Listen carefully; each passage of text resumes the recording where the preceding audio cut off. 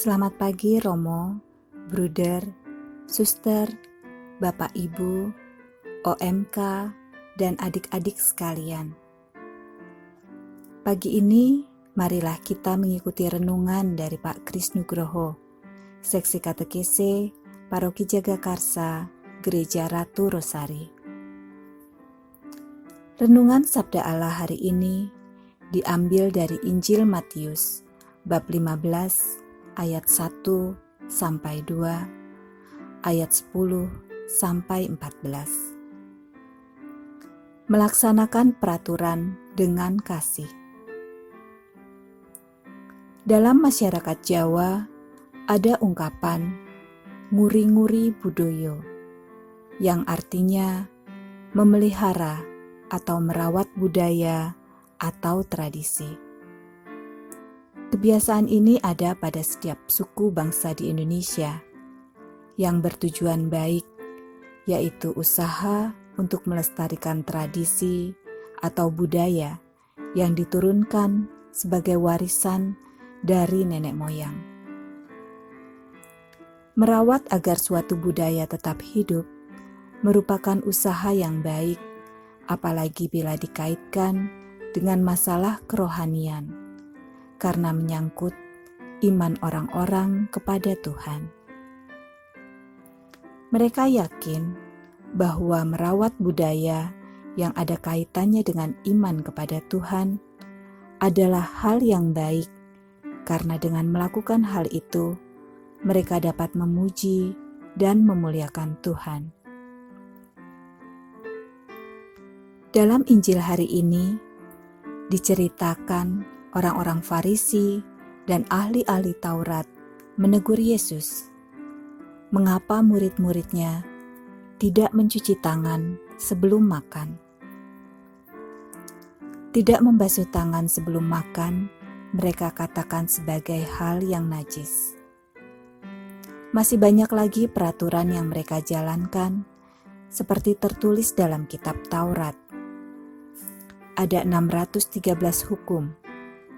365 diantaranya bersifat larangan, dan 248 lainnya merupakan keharusan ini dan itu. Mereka sungguh-sungguh melaksanakan semua keharusan dan menghindari semua larangan itu dengan sangat teliti. Menepati semua peraturan itu berarti menjalankan hidup yang saleh. Kehidupan beragama dalam arah ini diukur dengan pelaksanaan hukum. Sering orang terpaku pada gagasan apakah sudah betul dalam menjalankan perintah dan menjauhi larangan. Tujuan mereka ialah mengharapkan pahala dengan menepati semua larangan dan peraturan dalam Taurat.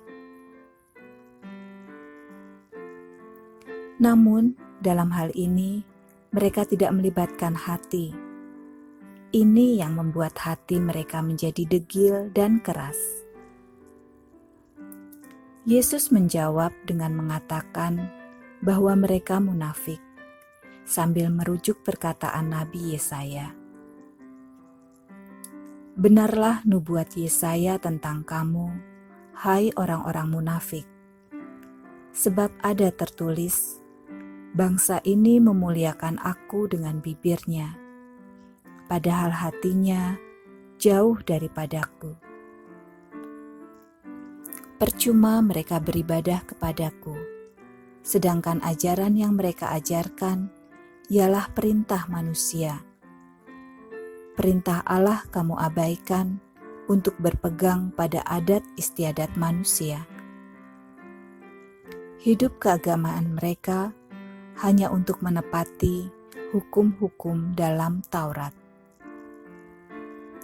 Yesus hendak mengajarkan agar kita melihat roh di balik hukum, yaitu kasih. Tentang hal ini, Santo Paulus berkata, Perjanjian baru tidak terdiri dari hukum yang tertulis, tetapi dari roh. Sebab hukum yang tertulis mematikan, tetapi roh menghidupkan. 2 Korintus bab 3 ayat 6. Permenungan bagi kita. Apakah kita juga menjalankan peraturan atau hukum keagamaan secara kaku, bagaikan robot, dengan tidak melibatkan hati kita, sebab kita lebih mementingkan formalitas dan legalitas hukum tanpa menyertainya dengan kasih? Sekian renungan dari Pak Kris. Semoga kita dapat menanggapinya dengan melaksanakan firman Tuhan dalam hidup kita sehari-hari. Selamat beraktivitas. Tuhan Yesus memberkati.